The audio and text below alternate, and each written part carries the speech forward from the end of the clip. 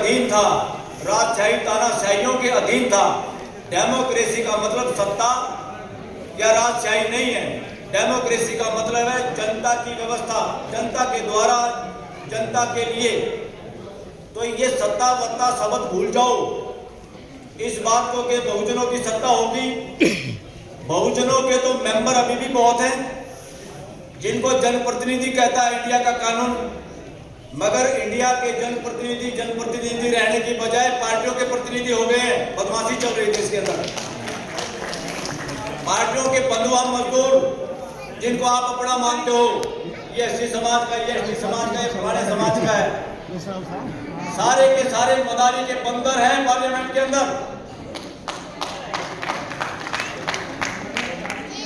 कुछ लोग नरेंद्र मोदी बोलता है तो तालियां पीटते हैं, इसलिए नहीं कि उनको समझ में आती वो बात या उस बात को अप्रिशिएट करते हैं, इसलिए करते हुए कि उनकी दुकानदारी चलती रहे, टिकट मिलती रहे, उसके पढ़ने के बाद उसको बच्चे को टिकट मिल जाए, इसलिए तालियां पीटते हैं।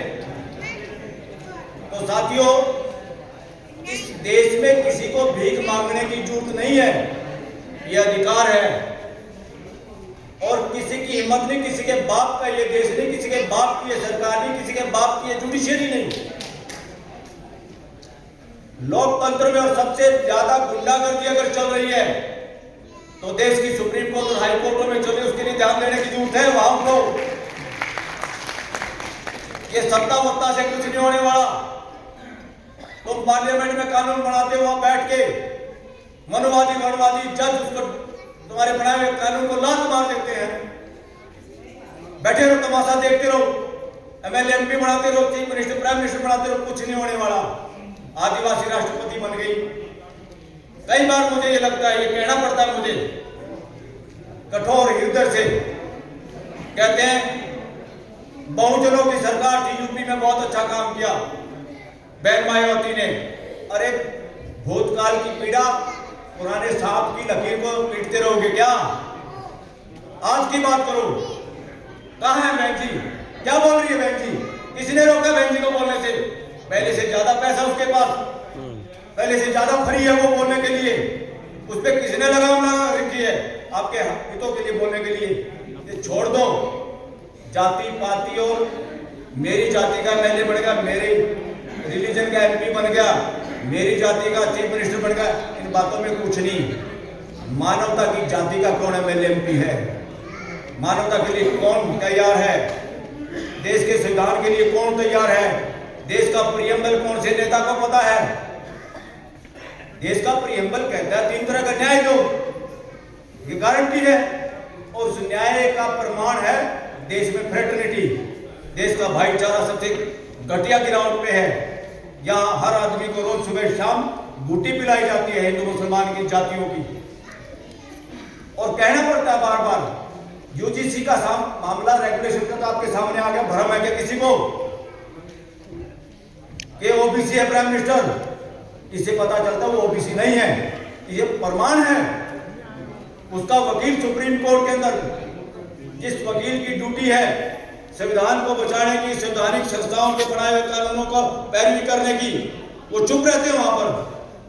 आपको केवल सुप्रीम कोर्ट में सबसे पहले कुछ परिवर्तन करना है तो सुप्रीम कोर्ट हाई कोर्ट में कर लो, बाकी सारा सौदा ठीक हो जाएगा। किसान कानूनों के वक्त महीनों तक याद नहीं आया उनको स्टे जो सुप्रीम कोर्ट में जज बने बैठे हैं। देश के लोगों का आंदोलन उनको समझ में नहीं आया।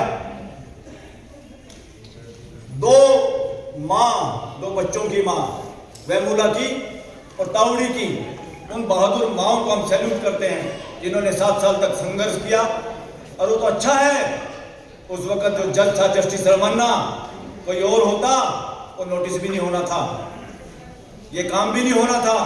और बीच में ऐसे जज आए कि इस काम ने गति पकड़ी। अगर मैं यहाँ खुल के और बातें आपको समझ में नहीं आएगी ज्यादा, वो अगर नहीं होते तो ये अंजाम तक नहीं पहुंचना था मुकदमा।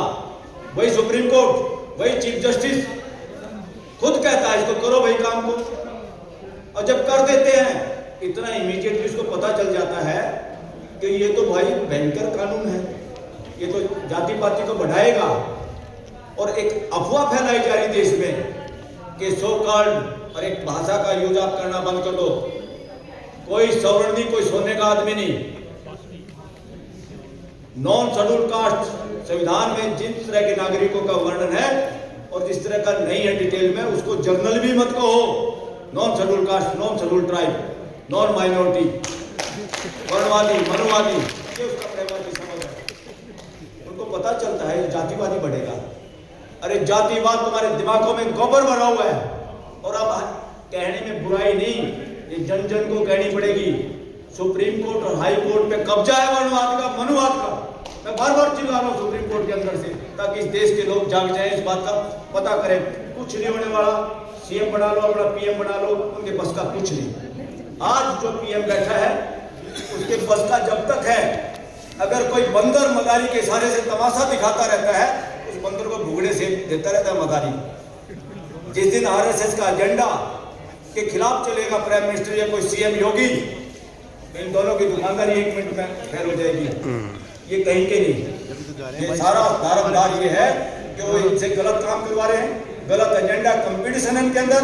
कौन ऐसा बयान दे सकता है, कौन ऐसी नफरत की बात कर सकता है जो आरएसएस के एजेंडे में खड़ी करती है। जब जाके ये लोग प्राइम मिनिस्टर हैं, जब जाके ये मुख्यमंत्री हैं, इसके अलावा इनकी कोई औकात नहीं। देश में 100 आदमियों में से पूछो कि किसको भाईचारा चाहिए, किसको नहीं चाहिए। ये देश की आखिरी लड़ाई है आजादी के बाद, और जरूरी लड़ाई है। ये लड़ाई है इस देश के अंदर। मैं कह रहा हूं कोई मुगलों का राज नहीं रहा, कोई अंग्रेजों का राज नहीं रहा।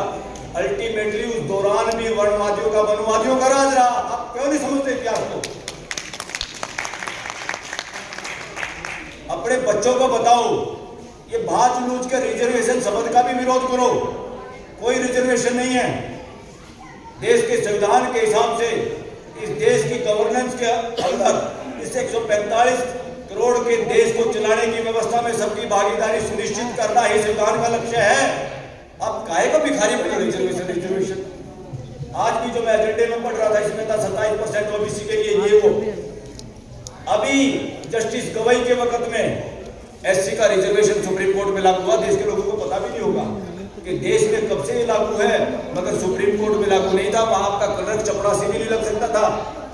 वो जस्टिस गवई ने जब वो रिजोल्यूशन पास करके नोटिफिकेशन जारी किया, तो जस्टिस गवई और सारे जजों को मैंने ओपन लेटर लिखा, ये गड़बड़ नहीं चलेगी, सबको शामिल करो, ओबीसी को भी शामिल करो।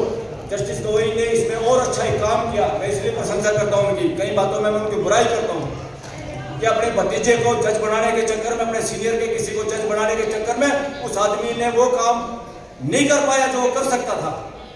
तो इसलिए ओबीसी की रिजर्वेशन, एक्स सर्विसमैन की, विकलांग की, दिव्यांग की रिजर्वेशन का नोटिफिकेशन वो एससी, खाली एससी वाला नोटिफिकेशन फाड़ दिया गया। इकट्ठा नोटिफिकेशन निकला जब ओबीसी के भाइयों को आप रिजर्वेशन सुप्रीम कोर्ट में लागू किया। तो